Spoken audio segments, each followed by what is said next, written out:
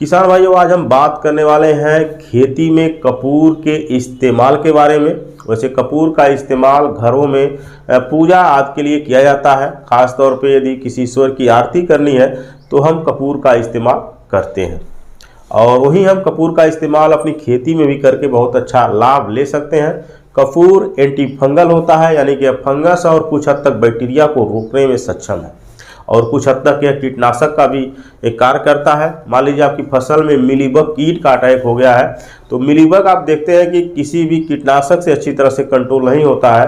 तो इस पर यदि आप कपूर का इस्तेमाल कर देते हैं मिलीबग के ऊपर, तो कपूर के वजह से यह कीट कंट्रोल हो जाती है, वो आपकी फसल को छोड़ करके भाग जाती है, क्योंकि कपूर की गंध मिलीबग को पसंद नहीं आती है। और कपूर में तीक्ष्ण गंध होती है, यही कारण है कि यह बहुत अच्छा हमारी फसल में कार्य करता है।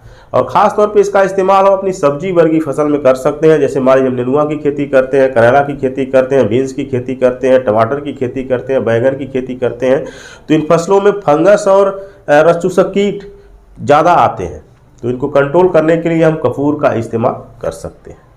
अब बात आती है कि इसका इस्तेमाल करना कैसे है और किस तरह के कपूर को हम लें। तो हमें लेना है शुद्ध कपूर। आप दुकान पे जाइएगा तो कहिएगा हमको शुद्ध कपूर दो। नेफ्थलीन की गोली हमें नहीं लेनी है, यानी कि गोली वाला कपूर नहीं लेनी है। शुद्ध कपूर जो चिपटे में आता है बड़े आकार में, और दुकानदार हमें तौल करके देता है, तो शुद्ध कपूर हमें लेना है।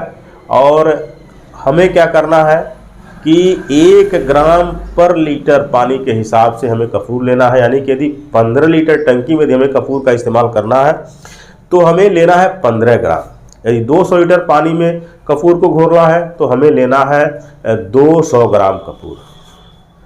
तो सबसे पहले में क्या करना है, कपूर ले लेना है और अपने पानी के हिसाब से।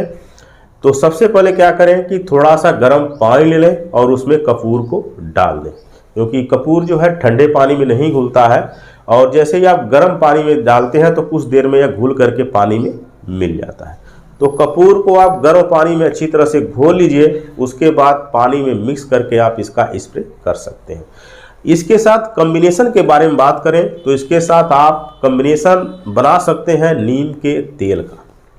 नीम के तेल में क्या होता है कि अजाडिरेक्टिन होता है, और ख़ास तौर पे 0.03% वाला आप अजाडिरेक्टिन लीजिए और इसका इस्तेमाल इस कपूर के साथ करिए। इसकी डोज के बारे में बात करें तो 1 ml पर लीटर के हिसाब से आप नीम ऑयल भी ले सकते हैं। तो मान लीजिए आप 15 लीटर के लिए यदि आप कपूर और नीम ऑयल का इस्तेमाल करते हैं तो आपको लेना है 15 ग्राम कपूर और 15 ml नीम का तेल, और दोनों को खूब अच्छी तरह से पानी में मिला लेना है। और इसे आप सुबह या शाम को अपनी फसल में स्प्रे कर सकते हैं। दोपहर में यानी कि धूप में इसका स्प्रे नहीं करना है, बारिश होते समय इसका स्प्रे नहीं करना है, यदि धुंध है तो उस समय भी हमें स्प्रे नहीं करना है। साफ मौसम हो, सुबह का या शाम का टाइम, तो उस समय आप कपूर और नीम के तेल का इस्तेमाल अपनी फसल में कर सकते हैं।